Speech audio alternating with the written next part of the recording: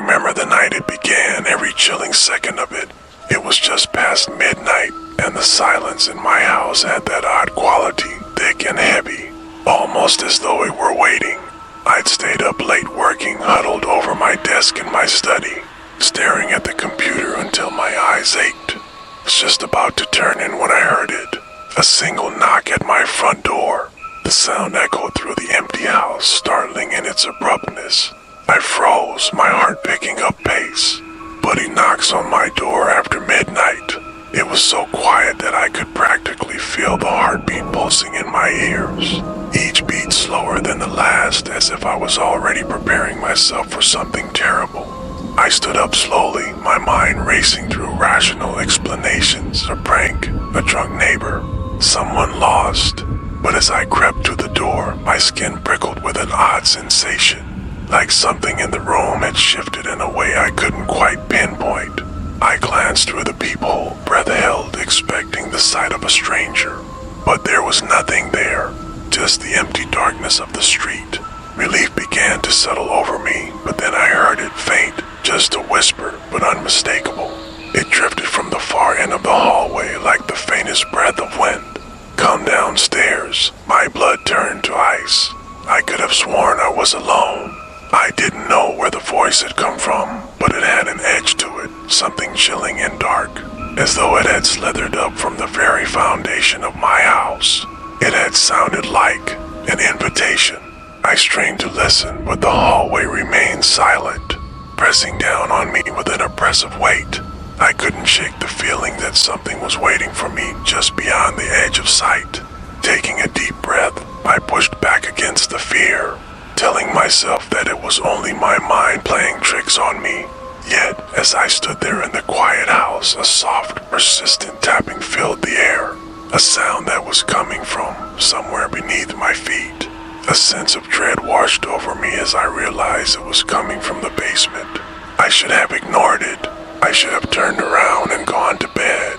But I felt drawn, like something was pulling me forward, whispering promises of secrets that were meant only for me. I reached the door to the basement and hesitated, my hand trembling as I gripped the doorknob.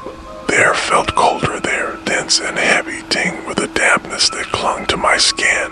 The basement door opened with a groan, revealing a yawning darkness that seemed to reach out and pull me in. My flashlight cast a weak, trembling beam as I descended, my steps echoing through the silent space. The basement was empty, just an old room filled with the usual forgotten things, dusty boxes, unused furniture, a scattering of cobwebs. But then I saw it, a small, unmarked door on the far wall, almost hidden behind a shelf. My pulse quickened as I realized I'd never seen that door before. I felt an urge to turn back, to flee up the stairs and lock the door behind me. But that voice, it lingered in the back of my mind, urging me forward. My hand trembled as I reached for the doorknob, a cold shiver racing down my spine. I hesitated, then, against every instinct in my body, I turned the knob and pushed it open. The door swung inward, revealing a narrow staircase descending into darkness. A putrid, stale smell drifted up from the depths, and my flashlight flickered, casting eerie shadows on the walls. Each step I took felt heavier than the last, the air thick and suffocating, as though I were moving through water. The silence down there was so absolute it was almost deafening, amplifying the faint, ominous sounds of my breathing and heartbeat. At the bottom of the stairs, I found myself in a room that seemed to stretch on endlessly, every corner swallowed by shadow. And in the center of that room, there was a chair, an old wooden chair, placed just slightly off-center.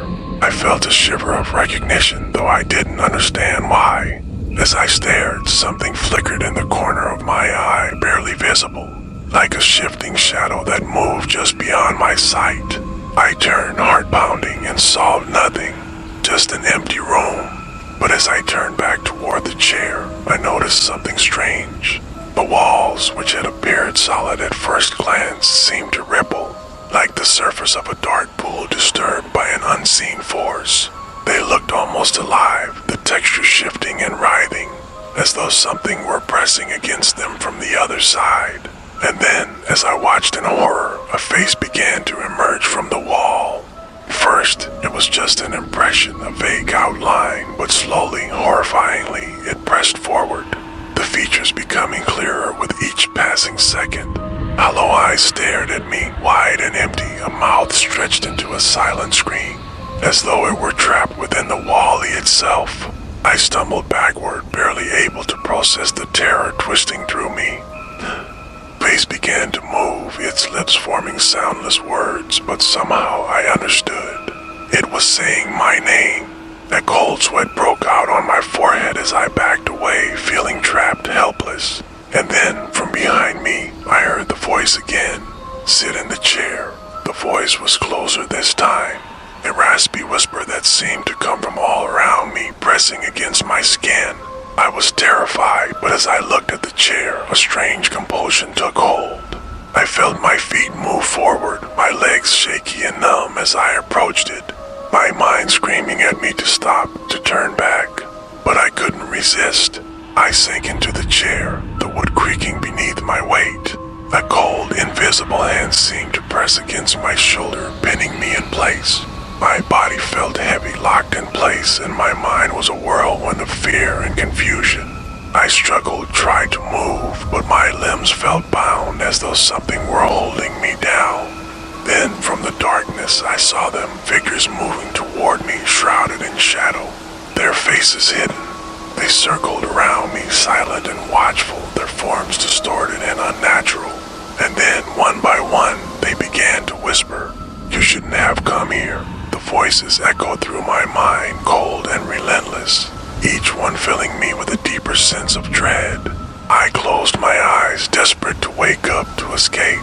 But the voices grew louder, each one digging into my mind, filling my thoughts with visions of horror, twisted images of empty eyes and silent screams, of people trapped within the walls, their faces twisted in eternal torment.